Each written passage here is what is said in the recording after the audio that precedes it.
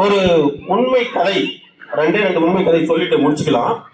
ஒரு கல்லூரி மாணவன் அவனுடைய பைக்ல ரீல்ஸ் எடுத்துட்டு போறான். பைக் ஓடிட்டே இருப்பாங்க, ரீல்ஸ் எடுத்துட்டே போவான். போன் வச்சுட்டு இப்படியே போயிட்டே இருப்பான். கையில போனு, காதுல ஹெட்செட்டு, பின்னாடி அவங்க அம்மா உட்காந்து இருக்காங்க. ஆனா ரீல்ஸ் எடுக்கிறான். திடீர்னு ஒரு திருப்பு வருது, தவறி கீழே விழுந்துடுறான். அவன் பொழைச்சிக்கணும். அவங்க அம்மா யோசிச்சு பாருங்க, அந்த 60 ரீல்ஸ் எடுக்கிறதுக்கு அவன் பறி கொடுத்தது அவங்க அம்மாவோட வாழ்க்கை. இன்னொரு பையன் 9ஆம் வகுப்பு படிக்கிறான். அந்த பையன் வீட்டுல இருந்து கடைக்கு போறான். அவங்க அப்பா செல்போன் எடுத்துட்டு போயிட்டான். போகும்போது அப்படியே கையில வச்சுட்டே போறான், செல்போன் பார்த்துட்டே போறான். ஒரு லாரி வேகமா வருது. டிரைவர் ஹார்ன் அடிக்கிறாரு, திரும்பவும் ஹார்ன் அடிக்கிறாரு. அவன் காதுல கேட்குமா? அவனுக்கு கேட்காது. ஏன்னா அவனுடைய கண்ணு எங்க இருக்குது? மொபைல்ல இருக்குது. காது அந்த இசையை கேட்டுட்டு இருக்கு. அடுத்து முன்னாடி என்ன நடந்திருக்கும்? விபத்து நடந்திருக்கும். சோ அவனுடைய பெற்றோர் தினமும் சொல்லி அனுப்புறாங்க, சாலையில கவனமா நடந்துப்போ அப்படின்னு சொல்லி டெய்லி சொல்றாங்க. அவன் காதுல வாங்குறதே கிடையாது.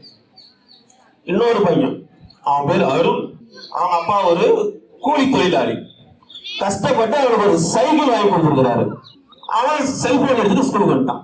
சாயந்தரம் போகும்போது செல்போன் பார்த்துட்டு ஹெட்போன் காதுல வச்சுக்கிட்டு அவன் நடந்து போறான். இது அவனுக்கு ஒரு பெருமையா நினைக்கிறான் அவன். ஏன்னா அவ்வளவு மாணவர்கள் அவனை பார்த்துட்டு போறாங்க. அவன் செல்போன் வச்சுட்டு போறத, காது ஹெட்போன் மாட்டிட்டு போறத அவ்வளவு மாணவர்களும் பார்த்துட்டு இருக்கிறாங்க. எதிரில் வண்டி வந்துச்சு, அடிச்சிச்சு, போயிடுச்சு. அவன் ஆள் இல்லை. அவன் புக்கெல்லாம் இன்னும் வீட்டில் பத்திரமா இருக்குது. இன்னைக்கு வரைக்கும் அவன் அம்மா பையன் வருவான் அப்படின்னு நினைச்சிட்டு இருக்காங்க. ஸோ விபத்து, காயம் அடைஞ்சா அவன் மட்டும் காயம் அடையறதில்ல, அவங்க அம்மாவோட கனவு அந்த இடத்துல உடையுது, அவனுடைய அப்பாவுடைய நம்பிக்கை உடையுது, அந்த குடும்பத்தினுடைய மகிழ்ச்சி காணாம போயிடுது. ஒரு முக்கியமான புள்ளி விவரங்களை மட்டும் சொல்லிட்டு முடிச்சுக்கிறேன். நீங்க நினைச்சா 6ல இருந்து 12 வகுப்பு வரையும் இருக்கக்கூடிய மாணவர்கள், நீங்க நினைச்சா நீங்க தான் எதிர்காலத்தில் டாக்டர், இன்ஜினியர், ஆசிரியர், இன்னும் அதிகாரி, ஐஏஎஸ், ஐபிஎஸ் எல்லாம் எழுதி வச்சுக்கலாம். +1 பையன் போறான். நீங்க நினைச்சா கண்டிப்பா மாற்றத்தை கொண்டு வர முடியும். வண்டி நீ ஓட்டுறது கிடையாது. கிட்டத்தட்ட 6, 7, 8 மாணவர்கள் வண்டி ஓட்டுறது கிடையாது. ஆனா 11ஆம் 12ஆம் வகுப்பு மாணவர்கள் வண்டி ஓட்டுறான். நீ நினைச்சா கண்டிப்பா ஒரு மாற்றத்தை கொண்டு வர முடியும். சாலையில நடக்கும்போது, சைக்கிள் ஓட்டும் போதோ காதுல ஹெட்செட் அணியிறது தற்கொலைக்கு சமம். ஏன் அப்படின்னா பின்னாடி வரக்கூடிய அந்த வாகனம் நமக்கு சவுண்டு நமக்கு காதுல கேட்காது. அவசர அழைப்பா இருந்தாலும் சரி, சாலையில ஓரத்துல நின்று பேசிட்டு அப்புறம் போங்க. உங்க வீட்டுல அப்பா ஹெல்மெட் மாட்டலனா, அம்மா கூட வண்டி ஓட்டுறாங்க, ஹெல்மெட் மாட்டல அப்படின்னா அண்ணன் செல்போன் எடுத்து பேசிட்டே வண்டி ஓடிட்டே போனா இப்படி போவோம்.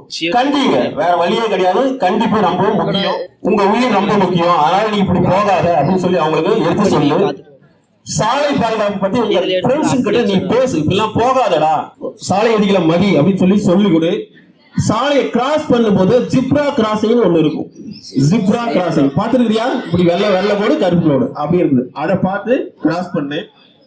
சாலையை கடக்கும் போது இடது பக்கம் பார்க்கணும், வலது பக்கம் பார்க்கணும், திரும்பவும் இடது பக்கம் பார்த்துட்டு அப்புறமா சாலையை கடக்கணும். முக்கியமான விஷயம், உனக்கு பைக் ஓட்ட தெரியும். எல்லாருக்கும் இங்க நிறைய பேர் அப்பா பைக் வச்சிருப்பாங்க, எல்லாருக்கும் பைக் இருக்குது. உனக்கு பைக் ஓட்ட தெரியும். அப்பா கிட்ட போய் தொந்தரவு பண்ணாத, நான் ஒரே ஒரு ரவுண்ட் போயிட்டு வந்துடுறேன், கொஞ்சமே தூரம் போயிட்டு வந்துடுறேன் அப்படின்னு சொல்லி தொந்தரவு பண்ணாத. 18 வயது முடிகிற வரையும் கண்டிப்பா வண்டி எடுக்கவே கூடாது. உங்க அப்பாவுடைய அன்பாவோ ஆசையாவோ அதட்டியோ நீ கேட்டினா அவங்க கண்டிப்பா வண்டி சாவி கொடுத்துருவாங்க, நீ எடுத்துட்டு வருவ. அப்போ வண்டி ஓட்டுறது சட்டப்படி குற்றம். சாலையில செல்போன் பேசிட்டு வண்டி ஓட்டுறதுனாலதான் நம்ம அரசாங்கமும் சாலையில செல்போன் பேசிட்டு வண்டி ஓட்டினா 5000 ரூபாய்க்கு மேல உனக்கு ஃபைன் போடுறாங்க. 2024ஆம் ஆண்டுல இந்தியாவில் சாலை விபத்துகள் நடந்த மாநிலங்கள்ல, அதிக சாலை விபத்துகள் நடந்த மாநிலங்கள்ல தமிழ்நாடு முதல் இடத்துல இருக்குது. 2024ஆம் வருஷத்துல தமிழகத்துல சுமார் 18,449 பேர் சாலை விபத்துகள்ல உயிர் இழந்திருக்கிறாங்க. இந்தியாவில சாலை விபத்துகள்ல உயிரிழப்பவர்கள்ல 66.5% பேர், அதாவது 18ல இருந்து 40 வயதுக்கு உட்பட்டவர்கள் தான் இறந்திருக்கிறாங்க.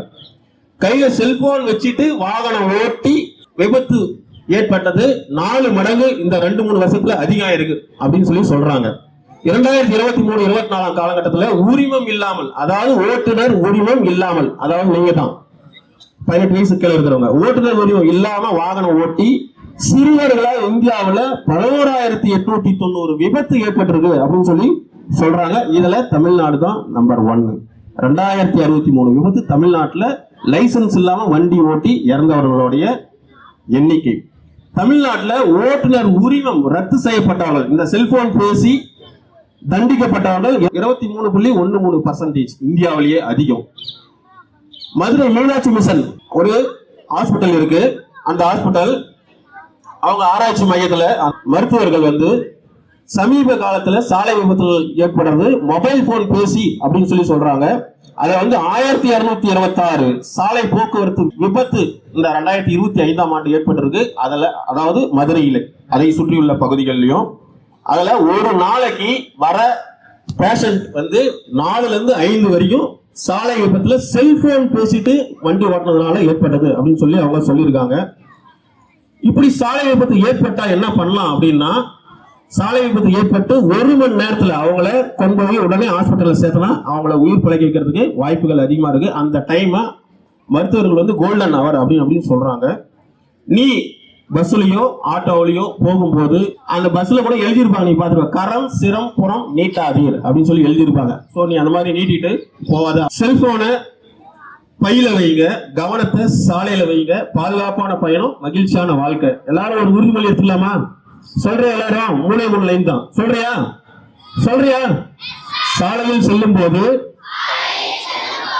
மொபைல் போனை பயன்படுத்த மாட்டேன். தலைக்கவசம் மற்றும் சீட் பெல்ட் அணியாமல் பயணிக்க மாட்டேன். என் குடும்பத்தினரையும் விதிகளையும் பின்பற்ற செய்வேன். ஒரு பாட்டு பாடினா நல்லா இருக்குமா? பாடிட்டு போயிடலாம் இல்லையா? கால்நடையா போறவங்க சைக்கிள் காரணம் முறைக்க, சைக்கிளிலே போறவங்க ஸ்கூட்டரை வழி மறைக்க, ஸ்கூட்டரிலே போறவங்க மோட்டார் காரன தடுக்க, மோட்டார் காரன் லாரியை விட ஓவர் ஸ்பீடு எடுக்க. அப்பம் வீட்டு ரோட்டுக்கு ஆளுக்காளு சண்டைதான், கத்தி கத்தி புண்ணாச்சி அண்ணாச்சி தொண்டைதான். எல்லாரும் ஒன்னா போக எப்படித்தான் ஆகும் ஐயா? ஒத்திப்போ கொஞ்சம் ஓரமா ஒத்திப்போ. சிகப்பு விளக்கு எதுக்கு இருக்கு புரிஞ்சுக்கணும் பாப்பா. பச்சை விளக்கு எரிஞ்செடுச்சு முன்னால நீ போப்பா. ஆன சிங்கம் புளிய கூட அதது ரூட்ல போகுது. 6 அறிவு இருக்கும் ஜனங்க தினமும் ரூட்டு மாறுது. படிச்சதை எப்போதும் நடப்புல கொண்டாடி, நடப்புல வந்தாதான் நாட்டுக்கு ஒரு ரசாணி.